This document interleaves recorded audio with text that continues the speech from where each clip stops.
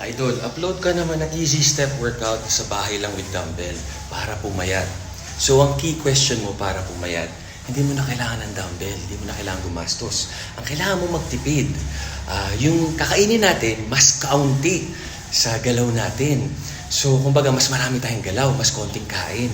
Ang tawag doon, calorie deficit.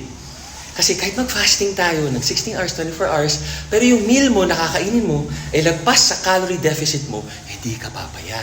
Tataba ka. Yung mga dumbbell exercise, kahit anong gawin mo dyan, builds muscle. Hindi yan to lose weight. Kahit mag-workout ka 24 hours, builds muscle ka. Pag nagka-muscle ka, indirectly makakapayat ka. Kasi ang muscle, mas nakaka-burn ng calories. Mataas ang energy requirement.